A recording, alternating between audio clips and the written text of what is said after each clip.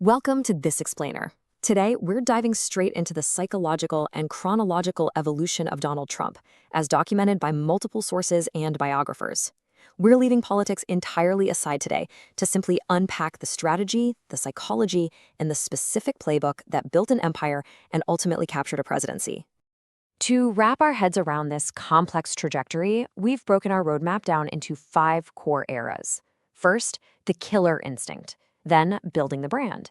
After that, selling the fantasy, the hostile takeover, and finally, the legacy of attention. Let's get right into it. Part 1. The killer instinct. We're starting right at the foundation, looking at the intense early environment shaped by his father, Fred Trump. Sources point to one very specific quote as his dad's core philosophy: work hard, don't be weak, be a killer.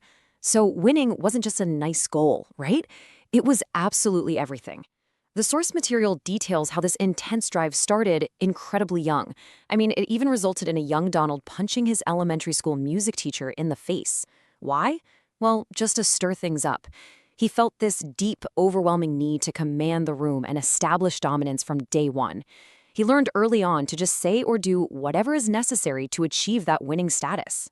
And this brilliantly illustrates the birth of what we can call the Trump playbook. It's a behavioral strategy focused on relentless competition, controlling the narrative, and aggressively demanding constant attention. The sources highlight this defining moment when a young Trump watched the lead architect of a massive New York bridge get totally ignored at its opening ceremony.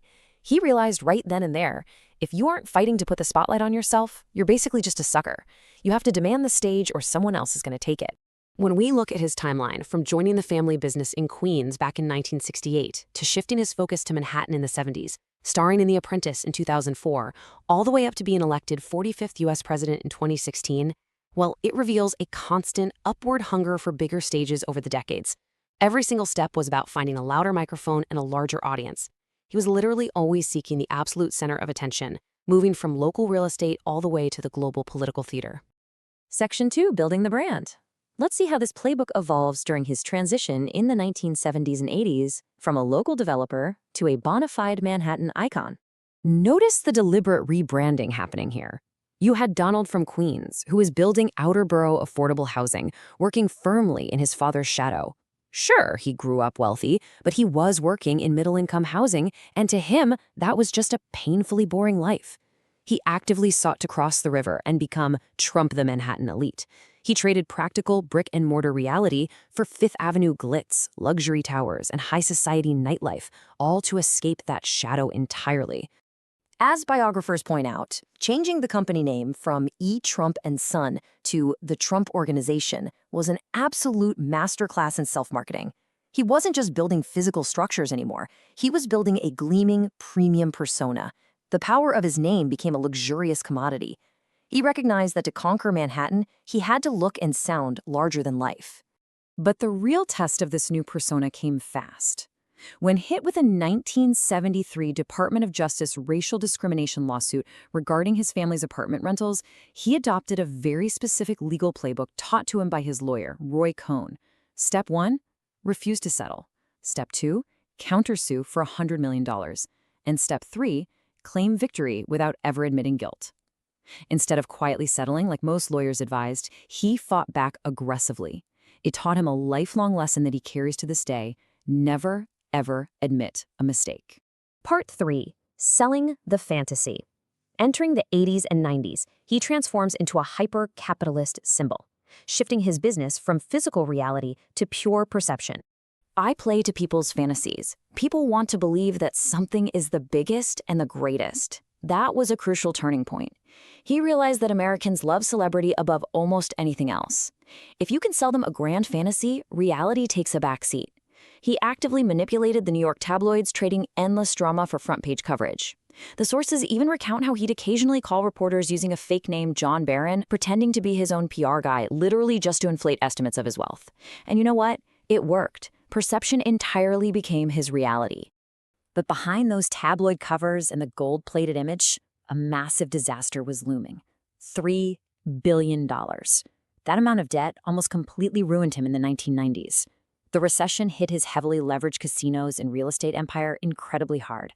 forcing the ultimate symbol of American wealth onto a strict, humiliating bank allowance just to survive.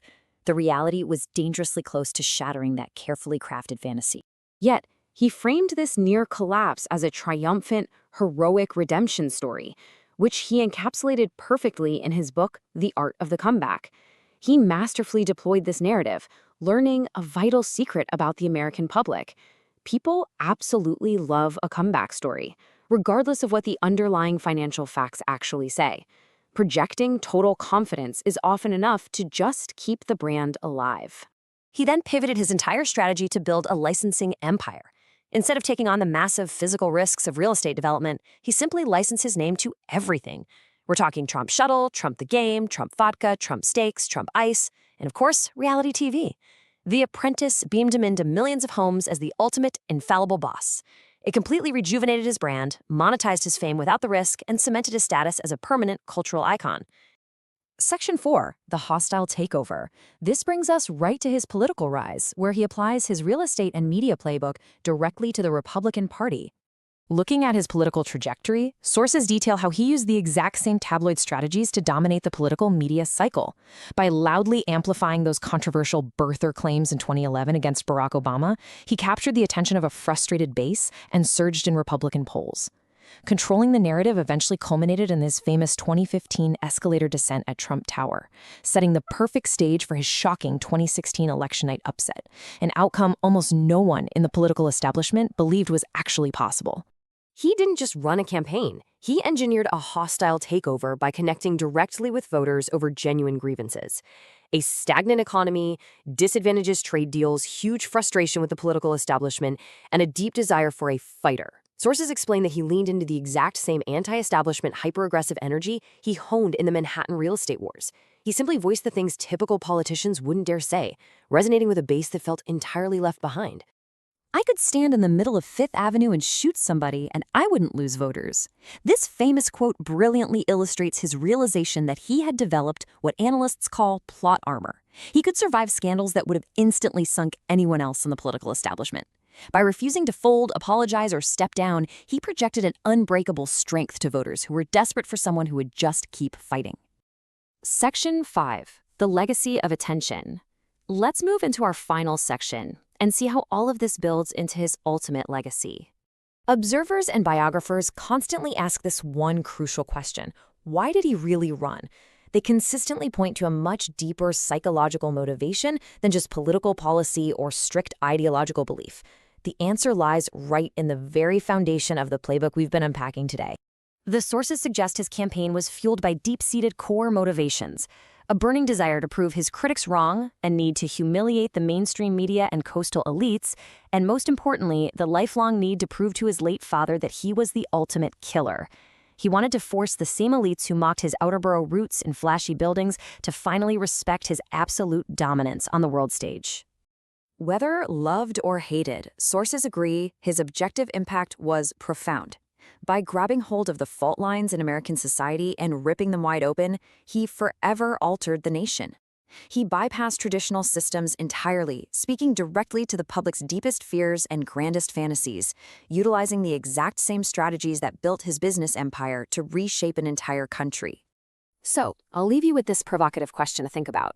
As the lines between entertainment, business, and politics permanently blur, whose reality are we actually living in today? We've seen how a playbook forged in Queens, refined in the tabloids, and perfected on reality television fundamentally rewrote the rules of American power. Think about how that playbook shapes the news you consume every single day. Thanks for joining me for this explainer, and keep questioning the narratives in front of you.